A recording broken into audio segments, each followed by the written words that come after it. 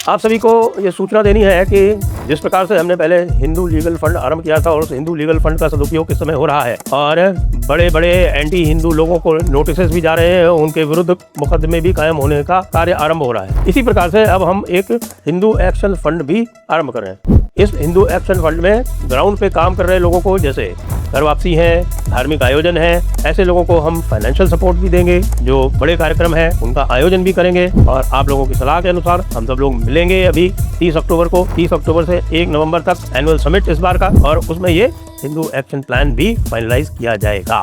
तो इसलिए आप सभी से अनुरोध है कि जी खोल के हमें कंट्रीब्यूट करें।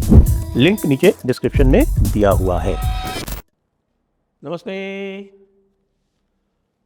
आप सभी से अनुरोध है कि कृपया हमारे चैनल को सब्सक्राइब कर लें, वीडियो को लाइक भी कर लें। क्या पंजाब में बहुत कुछ बदलने वाला है? इसके कुछ संकेत दिख रहे हैं, हवा में तैरते हुए संकेत। और वो हवा में तैरते हुए संकेत क्या है? हवा में तैरता हुआ एक संकेत तो जो सबसे बड़ा है वो सुखबीर बादल का मोदी जी के पास जाना।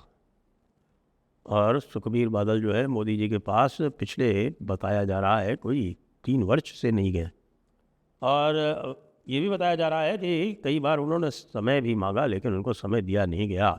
लेकिन इस बार न केवल समय दिया गया, और समय देने के बाद फिर सुखबीर बादल जब बाहर आते हैं तो वो डिलिमिटेशन बिल का समर्थन कर देते हैं। सांसद सुखबीर बादल की पार्टी के पास एक ही है और वो है उनकी पत्नी, घर की ही बात है। और विधायक भी उनके पास शायद 2 या 3 ही हैं। तो उनकी संख्या बल में कोई बहुत अधिक महत्ता नहीं है। लेकिन सुखबीर बादल को यदि साध लिया है भारतीय जनता पार्टी ने तो उसके कई सारे संकेत हैं। यद्यपि वो एक संकेत जो लोग पढ़ना चाह रहे हैं वो ये कि वो दोनों पार्टियां साथ आ रही हैं, वो संकेत पढ़ना थोड़ा जल्दी होगी। क्यों? क्योंकि साहब केवल कृष्ण ढिल्लों जी जो पंजाब भाजपा के अध्यक्ष हैं, उन्होंने कह दिया, उसके बाद भी ये मीटिंग के बाद भी कह दिया उन्होंने कि भाई मीटिंग के बाद देखिए क्रोनोलॉजी देखिए, पहले सुखबीर बादल मिलते हैं, मिलने के बाद फिर वो बाहर आते हैं। उसके 1 दिन बाद केवल कृष्ण ढिल्लों जी एक समाचार पारित करते हैं, जी हाँ, वक्तव्य देते हैं, और वो कहते हैं कि हमारी रणनीति में कोई परिवर्तन नहीं है। पंजाब भारतीय जनता पार्टी सारी सीटों पर चुनाव लड़ रही है और हमारा अकाली दल से किसी भी प्रकार के समझौते का कोई प्रस्ताव नहीं है। अब वैसे तो आप सभी जानते हैं और हम भी जानते हैं कि राजनेताओं के वक्तव्यों से और राजनेताओं के कृत्यों में और वक्तव्यों में बहुत अधिक समानता नहीं होती, उसमें एक सीमा से अधिक नहीं पढ़ना चाहिए। क्योंकि राजनेता की परिभाषा ही यही है कि वो लचीला होता है। कई राजनेता तो बिल्कुल आप ये कह सकते हैं कि वो हड्डी होती ही नहीं है, यानी रीढ़ की हड्डी होती ही नहीं है। वे जो हैं वो पूरी तरह से एक आप ये कह सकते हैं कि वो अमीबा की प्रकृति के होते हैं। और अमीबा की प्रकृति आप जानते होंगे कि अमीबा क्या होता है। आपने यदि केजरीवाल की तरह विज्ञान नहीं पढ़ा होगा और विज्ञान की थोड़ी सी भी आपने स्टडी की होगी तो आपको पता होगा कि अमीबा जो है वो सिंगल सेल का वह प्राणी होता है जो किसी भी रूप में ढल जाता है। तो यह अमीबा प्रकृति अत्यंत आवश्यक है एक सफल नेता होने के लिए। और इसीलिए कई बार जो खांटी सपोर्टर्स होते हैं, खांटी समर्थक होते हैं, वो अपनी पार्टियों से रुष्ट हो जाते हैं कि ये क्या आपने किया। उनको यह अनुमान ही नहीं होता कि भाई हमारी पार्टी की प्रकृति अमीबा की ही होनी चाहिए। हम राहुल गांधी की बात नहीं कर रहे हैं, क्योंकि राहुल गांधी जो है वो इवॉल्व्ड, वो एक इवॉल्व्ड डायनास्ट है, उनकी बात नहीं हो रही। देखिए ये क्रोनोलॉजी आपने देखी, उसके 1 दिन बाद फिर सुखबीर बादल का बयान आता है कि वो डिलिमिटेशन बिल का समर्थन कर रहे हैं। और इसको आप उस परिप्रेक्ष्य में देखें कि कई दिन पहले, खाल से हफ्ते 10 दिन पहले ही, या एग्जैक्ट मुझे दिनांक ध्यान नहीं है, तो अकाली दल बादल ने डिलिमिटेशन बिल का विरोध किया था, लेकिन कुछ ही दिनों में वो अमीबा प्रकृति जो है वो काम में आई और सारा का सारा विचार बदल गया। अच्छा, अब इसके आगे क्या होता है, अब इसके और आगे देखें। अच्छा, इसके पहले और भी कुछ झलकियां आ चुकी थी। एक झलकी ये आई थी कि हमारे जो कृषि मंत्री हैं यानी कि शिवराज सिंह चौहान ने पंजाब के किसानों से भेंट करके और उनको एथेनॉल यानी कि E20 वाली जो नीति है उसके समर्थन में एकजुट कर दिया था। तो जब किसान जो है वो E20 के समर्थन में एकजुट हो गया है तो जेन जी वाले जो हैं, जिसको बोलते हैं they can go for a hike. वैसे भी जेन जी के बारे में बड़ी भ्रांतियाँ थी लोगों में, धीरे धीरे टूट रही हैं। मैं तो बहुत दिनों से कह रहा हूँ कि भैया जेन जी के चक्कर में मत पड़ो। ये जेन जी जो है ये एक वेस्टर्न मार्क्सिस्ट लिबरल एक फ्रेमवर्क है। इस फ्रेमवर्क में मत जाओ, अपने जेन आर से बातचीत करो, संवाद करो। वो जो जेन आर है वो 99.99% है और ये जो जेन जी है ये 0.01% है। इसीलिए मैं कहता हूँ कि मोहन भागवत जी ने थोड़ी जल्दी कर दी। जाना भी था तो किसी और नाम से जाते। इस जेन जी को लेजिटिमेसी देने की कोई आवश्यकता नहीं थी और जेन जी को नोटिस जो लेजिटिमेसी दे दी तो उसको फिर मोहन भागवत जी को लेकर उड़ने का प्रयास करने की भी कोई आवश्यकता नहीं थी। जिस जेन जी की बात हो रही है और जिस पूरे के पूरे आपके सोशल मीडिया इकोसिस्टम की बात हो रही है, वो सोशल मीडिया इकोसिस्टम जो है वो कोई अच्छी चीज़ें नहीं बताता है। उसका काम ही यही है जिसको हम कह रहे हैं कि भाई विशियसनेस, वायरलिटी, वल्गैरिटी, वायलेंस, ये उसके मार्कर हैं। और इसको सिद्ध कौन कर रहा है? इसको सिद्ध कर रहा है केजरीवाल। अब केजरीवाल के इकोसिस्टम का इस पूरे सिस्टम से आपको लेना देना अच्छी तरह से पता है। अब इधर और जोड़िए आप जरा।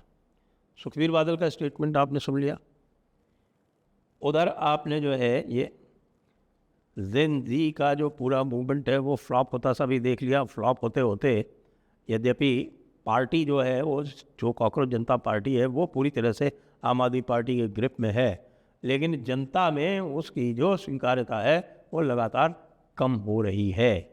इसीलिए जो इको चेम्बर है या इकोसिस्टम है वो अत्यंत निराश एवं हताश सा दिख रहा है कि भाई ये क्या हुआ। राहुल गांधी तो और भी ज़्यादा, राहुल गांधी का आपको पता ही होगा कि वो गए थे प्रयागराज और प्रयागराज में जो उन्होंने तैयारी की थी, जिस प्रकार से वो चाहते थे कि हा कोई 1 लाख 2 लाख युवा उमड़ आएगा, वैसा तो कुछ हुआ नहीं। एक छोटा सा कॉलेज का प्रांगण, उस कॉलेज में कोई 5-7 हज़ार छात्र, 30 करोड़ रुपए का खर्चा, 3 महीने की तैयारी और सबकी सब गई तेल लेने। आप केजरीवाल का वो बयान जो अब आया है और जो कहता है कि ये जो जेन जी वाले जो थे ये मोदी को ठोकने आए थे, ये एक तथाकथित जिम्मेदार नेता जो है, जो एक सरकार चला रहा है, जिसकी पार्टी एक सरकार चला रही है एक बड़े प्रदेश में। पंजाब हो सकता है कि साइज़ में इतना बड़ा ना हो, वो जनसंख्या में इतना बड़ा ना हो, लेकिन एक बहुत ही महत्वपूर्ण प्रदेश है।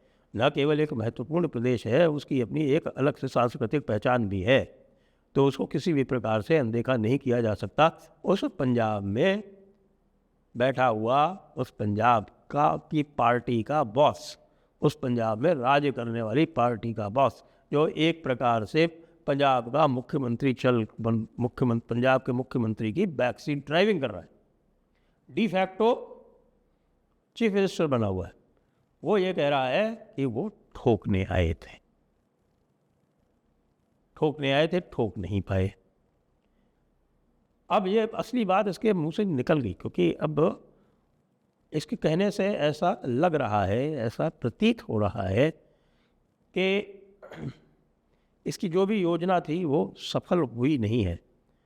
इसलिए वो यह अपने अगले राउंड की योजना बना रहा है, लेकिन वो अगले राउंड की योजना इतनी आसानी से बनेगी नहीं, क्योंकि अब जंतर मंतर के ग्राउंड में अब कोई प्रोटेस्ट होने दिया भी नहीं जाएगा। दिल्ली हाई कोर्ट ने तो पूछ ही लिया, और दिल्ली हाई कोर्ट के पूछने से वो पूरे का पूरा जो सीजेपी है, जिस सीजेपी को यदि आज चुनाव में उतार दें, मैं कहता हूँ दिल्ली में ही चुनाव में उतार दें, तो एक भी सीट पे वो जमानत नहीं बचा सकती वो पार्टी तथाकथित सीजेपी, एक भी सीट पे। ये सौरव दास खड़ा हो जाए, ये अभिजीत दीप के खड़ा हो जाए, अभिजीत दीप के कहीं से चुनाव लड़के तो दिखाए, वहाँ पे खड़ा हुआ एक्टिंग कर रहा है, वहाँ पे खड़ा हुआ ऐसे ऐसे व्यवहार कर रहा है जैसे कि चीफ मिनिस्टर हो संभाजी नगर का, या डिस्ट्रिक्ट मजिस्ट्रेट हो संभाजी नगर का। तो वो जिस तरह का व्यवहार कर रहा है, उस तरह का व्यवहार जो वास्तव में जो डिस्ट्रिक्ट मजिस्ट्रेट होता है वो कभी नहीं करता। उसकी ट्रेनिंग ऐसी नहीं होती, उसको ट्रेन किया जाता है कि पब्लिक में किस प्रकार से व्यवहार क्या करना है। तो अब आप ये देख लीजिए कि ये जो प्रकरण है, ये सुखबीर बादल वाला जो प्रकरण है, इसने विचलित कर दिया है हमारे सर जी को। और सर जी जब विचलित होते हैं तब फिर वो कुछ ओवर रीच करते हैं। इसलिए सर जी से इस समय विशेष सावधान रहने की आवश्यकता तो है, लेकिन ये भी समझने की आवश्यकता है कि सर जी विचलित क्यों हैं। सर जी विचलित इसलिए हैं क्योंकि उनका प्लान जो है, उनकी जो योजना जो है वो असफल हो चुकी है। राहुल गांधी उनसे बिल्कुल किनारा किए हुए हैं। राहुल गांधी और उनमें किसी भी प्रकार का आज के डेट में यदि कल वो साथ साथ कोई कार्य करना चाहे तो वो लगभग असंभव हो चुका है, क्योंकि राहुल गांधी को लग रहा है कि ये सर जी जो है, ये कहीं ऐसा ना हो कि हमारी जो लुटिया डुबोई है इन्होंने कई और राज्यों में, उनको राजस्थान के ऊपर बड़ा संदेह हो रहा है कि ये अगला काम राजस्थान में करेंगे।